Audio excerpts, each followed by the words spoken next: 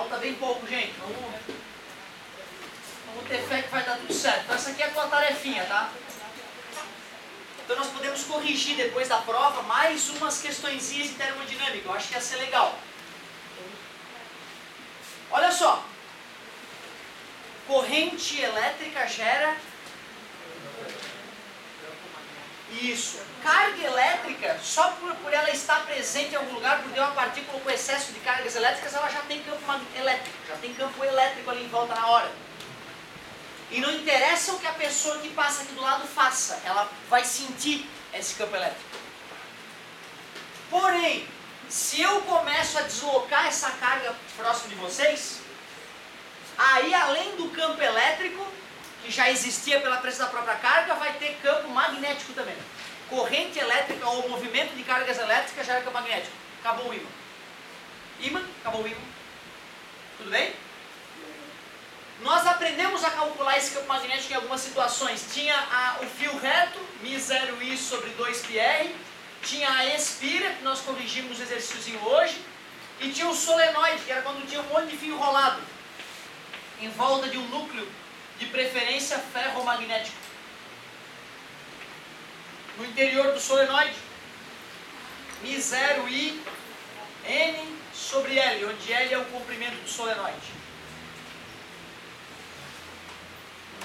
A galera começou a se perguntar, se corrente elétrica gera campo magnético, então peraí, se eu pegar um ímã, aquele clássico, pode ser aquele ímã em forma de ferradura, ele existe, não se esqueçam. Polo norte e polo sul, as linhas de campo magnético emergem do norte, penetram no sul, né? E vão dar a volta se conectando, elas são linhas contínuas. Estou fazendo as linhas de campo magnético aqui então. Fica mais bonitinho, eu posso colocar as setinhas ali só. Peraí, aquele ímã ali, eu não sei como, tem alguma coisa muito bizarra acontecendo nos átomos ali, que existe uma corrente elétrica, né, resultante no interior do átomo que está gerando esse campo magnético. Então é um ímã permanente. Se eu pegar uma partículazinha e deixar ela parada ali, seja ela positiva ou negativa, não acontece nada com ela. Cuidado, hein, cara, não vai confundir com aquela situação que tinha uma placa negativa, uma placa positiva, as linhas de campo elétrico é diferente do campo magnético. Bota uma partícula ali, positiva, ela vai para lá, negativa, ela vai para lá. Beleza? Isso aqui não é campo elétrico, é campo magnético, partícula carregada, positiva, solta ali, negativa, nada. Porém, já que carga elétrica em movimento gera campo... Aí a galera pensou, peraí, se eu jogar a partícula ali dentro, se eu fizer assim, ó, na hora que ela estiver passando, ela vai gerar o campo magnético dela, que vai interagir com o campo magnético que está ali. Norte com norte repele, sul com sul repele, os opostos se atraem. Não é isso? Aí a galera, uhul! Então vamos lá. Pega a partícula aí, pega um canhão de elétrons. Hoje conhecido como um TV de tubo de imagem. Pega um canhão de elétrons, vai lá, metralha os elétrons para lá. Os elétrons continuavam em linha reta, como se nem tivesse símbolo ali. Ixi. Joga assim, joga os elétrons assim, os elétrons passavam batido, como se não tivesse nada ali naquela região. Pega próton, vamos jogar próton, joga próton para lá, MRU. Joga próton para lá, MRU. Então, houve um certo, putz, que pena, não rolou a interação que a gente imaginava. Porém, quando eles pegaram raios catódicos saído da ampola de Crookes, que hoje é essa lâmpada que está aí, quando eles pegaram elétrons dos raios catódicos depois foram descobertos como sendo os elétrons, na verdade, e jogaram esses raios catódicos assim, ó, caramba, eles viram a luz esverdeada do raio catódico fazendo uma curva e desenhando um círculo perfeito no laboratório, algo que nunca tinha sido visto antes.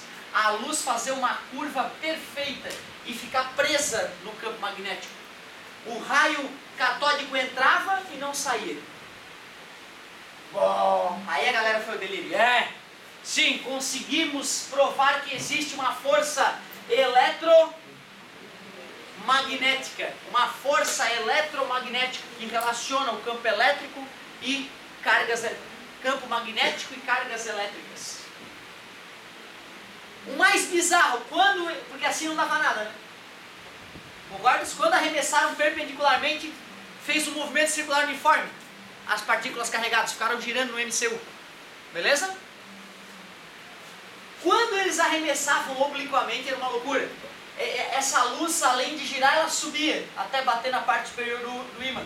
Se o raio era, se a luz era arremessada assim, as partículas carregadas, ela girava assim, numa elipse bonita para baixo. Ou seja, tinha três possibilidades. Ou a partícula carregada imersa em campo magnético descrevia um MRU, ou ela descrevia um MCU, ou ela descrevia os dois juntos. Concordas? Né? Que se eu pensa bem, ó, se nessa situação a velocidade continua em MRU, se assim a velocidade é MCU. Se eu arremesso a partícula obliquamente, eu posso decompor numa velocidade perpendicular e numa velocidade paralela, né? Certo? Então vai girar em MCU por causa dessa velocidade e vai para cima por causa da outra velocidade. Por isso o movimento é helicoidal. Movimento helicoidal, movimento em forma de hélice. Beleza? É isso aí. Só que os caras não ficaram satisfeitos de ver a luzinha fazendo curva, né? Física passa pela análise matemática do fenômeno. Nós temos que fazer as contas, comparar as contas com os resultados e ver se a nossa conta fecha. Ver se a nossa ideia, se a nossa teoria está coincidindo com a prática. Eles começaram a fazer testes. Para que eu possa medir essa força eletromagnética, galerinha, eu teria que saber a massa das partículas carregadas, eu teria que saber a velocidade da partícula e teria que saber o raio da curva. Porque força centrípeta é mv² sobre R. No caso de um lançamento ser perpendicular, a forma de eu calcular o valor da força centrípeta é isso aqui, ó. E aí eles iam lá e arremessavam a partícula com mais velocidade. E viam o que acontecia com a força eletromagnética. O que tu acha que vai acontecer com a força eletromagnética quando eu arremesso a partícula com mais velocidade? A força eletromagnética fica maior ou menor? Fica maior. Quanto maior a velocidade das partículas, maior a força eletromagnética. Quanto mais intenso for o campo magnético, maior ou menor a força eletromagnética? Intuitivo, né? Quanto mais poderoso o ímã, maior a força eletromagnética. O valor da carga, quanto maior o valor da carga arremessada no interior do campo, maior ou menor a força eletromagnética? Concordas que quanto maior o valor da carga, mais campo magnético ela vai gerar ao se deslocar? Ou seja, também é diretamente proporcional. A força eletromagnética atuando numa partícula carregada que se desloca dentro de um campo magnético é diretamente proporcional à velocidade, à carga da partícula e ao campo magnético no qual ela está imersa. Mas, quando o ângulo entre a velocidade e o campo era 0 ou 180, não havia força eletromagnética. E quando o ângulo era 90 graus, havia força eletromagnética. Qual é a relação matemática mesmo que para 0 grau dá 0 e para 90 graus dá 1? Seno. Vamos fazer seno de alfa, onde alfa é o ângulo entre a velocidade da partícula, se for a velocidade aqui, né, e o campo magnético. Deixa eu fazer mais bonitinho aqui. Imaginem que eu arremessei a partícula aqui assim, ó. Esse é o ângulo alfa, o ângulo entre o campo magnético e o vetor velocidade. Essas são as grandezas vetoriais aqui nessa fórmula.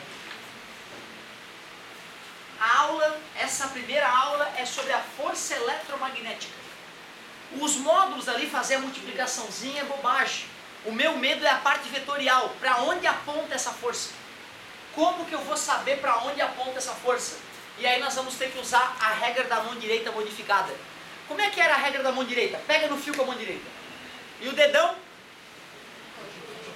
enfia na corrente. Né? Tudo bem? É na corrente, tá? Na corrente. Pega no fio com a mão direita, o dedão é na corrente. Tum.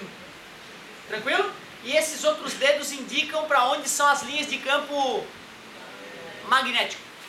A regra da mão direita modificada vai ser diferente. Vai ser assim, ó. Certo? E vai ter um gatilhozinho aqui, ó. Tem que fazer assim com a mãozinha. O revolverzinho toda criança já fez. Aí tu vai ter o gatilho perpendicular aqui, beleza? Tu vai ter que dar um nome para cada um desses 3 vetores. Um é a força, outro é o campo magnético, outro é a velocidade. O que é isso?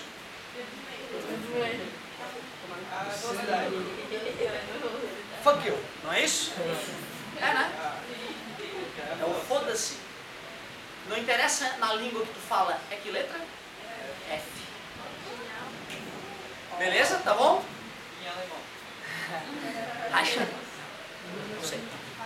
Agora olha só. Quando o cara faz assim, ó. Quando o cara faz assim. Carona. Velocidade, parabéns. A velocidade, né?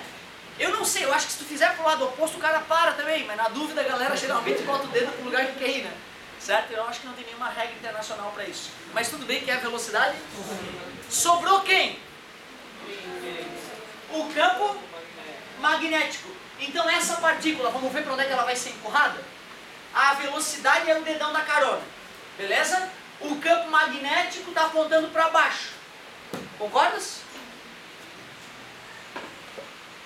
Né? Velocidade e campo magnético, né? A força está atuando para onde? Para dentro do quadro. Concorda comigo?